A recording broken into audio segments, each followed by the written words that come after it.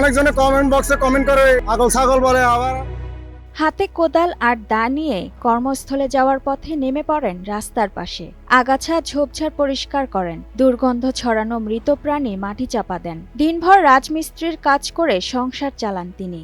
নিজের জীবনের নানা অভাব অনটনের মাঝেও মানুষের জন্য কিছু করার ইচ্ছা থামেনি। কেউ প্রশংসা করে, কেউ আবার কটাক্ষ ছুড়ে দেন, তবুও থেমে যাননি রিঙ্কু। তার বিশ্বাস, সমাজের জন্য ভালো কিছু করতে বড় সম্পদের প্রয়োজন নেই, প্রয়োজন শুধু সদিচ্ছার।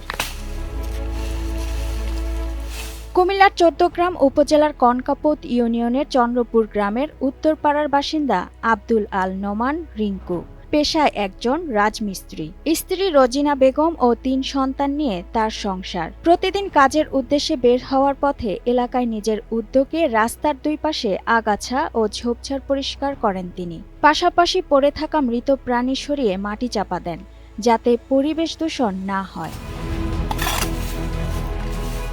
রিঙ্কুর এমন উদ্যোগ অনেকের নজর কেড়েছে, তবে শুরুতে তাকে শুনতে হয়েছে নানা কটূক্তি। নিজের সংসার চালাতে কষ্ট, আবার সমাজসেবা, এমন মন্তব্য শুনেছেন তিনি। কিন্তু এসব কথায় দমে যাননি, বরং আরো আগ্রহ নিয়ে চালিয়ে যাচ্ছেন তার মানবিক কাজ। মূলত আমি একজন রাজমিস্ত্রি। বাবা দীর্ঘ ১৫ বছর আগে মারা গেছে।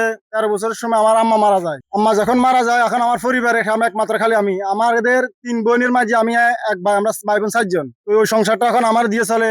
ওই কাজের ফাঁকা ফাঁকে আমি এই কাজ করে থাকি। তাই কারণে আমি উদ্যোগ নিয়েছি যে আমার দ্বারা যদি একটি সমাজ এবং একটি গ্রাম, একটি দেশ যদি সুন্দর থাকে, তাহলে সাধারণ একটি মানুষ, একটি শিশু ওই জায়গাটা দিয়ে চলাফেরা করে অনেক একটি শান্তিতে নিরাপদে চলাফেরা করতে পারবে। তাছাড়া রাস্তাঘাটে যেভাবে গাড়ি চলাফেরা করে, এখন ফখরুদ্দিন রোড দেখুন কত বড় হাইওয়ে রোড। ফখরুদ্দিন রোড এখন যেভাবে বড় করছে, গাড়ি কোনো ব্রেক করে না, গাড়ি একটা টানে রূপে থাকে। তো তাই কারণে যদি রাস্তার আগাছাগুলো পরিষ্কার করে দিই, তাহলে সাধারণ মানুষ রাস্তার সাইডে দিয়ে নিরাপদে হাঁটতে পারবো। স্থানীয়রা বলছেন, রিঙ্কুর এই উদ্যোগ সমাজের প্রতি দায়িত্ববোধের অনন্য উদাহরণ। তার সঙ্গে আরও ৩ জন সহযোগী এসব কাজের ভিডিও ধারণ করে সামাজিক যোগাযোগ মাধ্যমে ছড়িয়ে দেন, যাতে অন্যরাও অনুপ্রাণিত হন।